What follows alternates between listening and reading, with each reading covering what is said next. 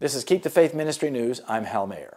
After years in decline, Catholic clergy sex abuse could be on the rise again, warns a professor-priest's analysis of relevant data. The professor's report sees a rising trend in abuse and argues that the evidence strongly suggests links between sexual abuse of minors and two factors: a disproportionate number of homosexual clergy and the manifestation of a homosexual subculture in seminaries.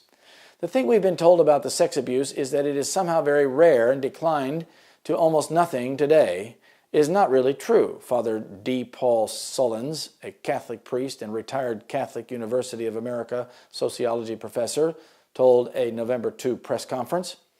It's not at the great heights that it was in the mid-1970s, but it's rising, and it's headed in that direction, he added. Clergy sex abuse incidents is today about 1/3 as common as in the late 1980s. While sex abuse by clergy is much lower than 30 years ago, it has not declined as much as commonly thought. Sullins told the press conference he saw no link between a decline in abuse and the implementation of the U.S. Bishop's 2002 Charter for the Protection of Children and Young Adults.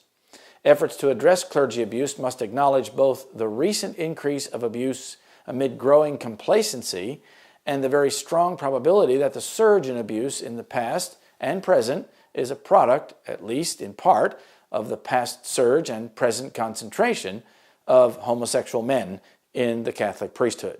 Sullins' report is titled, "Is Catholic Clergy Sex Abuse Related to Homosexual Priests?" And he does not avoid the sometimes controversial question. The report compares previously unexamined measures of the share of homosexual Catholic priests and the incidence and victim gender of minor sex abuse victims by Catholic priests from 1950 to 2001. Although over 8 in 10 of victims have been boys, the idea that the abuse is related to homosexual men in the priesthood has not been widely accepted by church leaders, said Sullins. The data show that more homosexual men in the priesthood was correlated with more overall abuse, and more boys abused compared to girls, he added.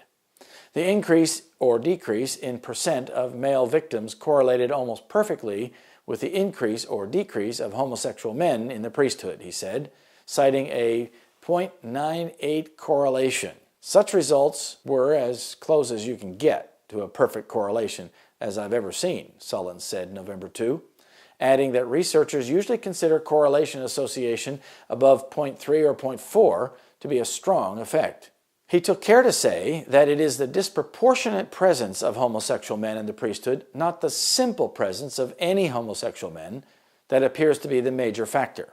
What I say in the paper is that when homosexual men were represented in the priesthood at about the same rate as they were in the population, there was no measurable problem of child sex abuse, Sullins said.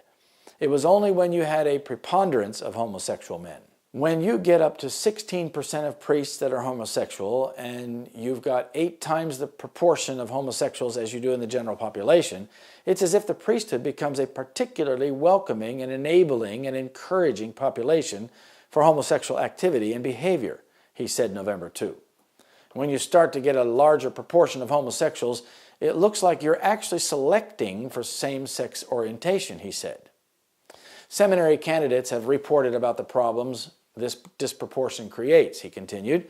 According to Sullins, Donald Cozen's 2000 book, The Changing Face of the Priesthood, discusses accounts of homosexual students being so prevalent at some seminaries that heterosexual men felt destabilized and disoriented and left. That's not a positive outcome. I do not think we would want to have that proportion of homosexual culture in the priesthood, said Sullins. Homosexual subcultures encouraged greater abuse, but not by heterosexual men, just by homosexual men, Sullins said November 2. He suggested these subcultures encourage those who may have been attracted to male victims to act out more than would have been the case otherwise. Sex abuse by Catholic clergy is substantially less than in similar institutions or communities, but it is notable that underage victims of sex assault by Catholic priests in U.S. Catholic parishes and schools have been overwhelmingly male, said Sullins.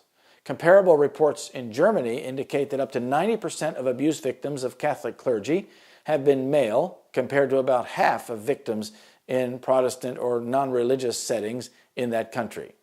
The scriptures teach that the Catholic Church is a cesspool of wickedness and corruption.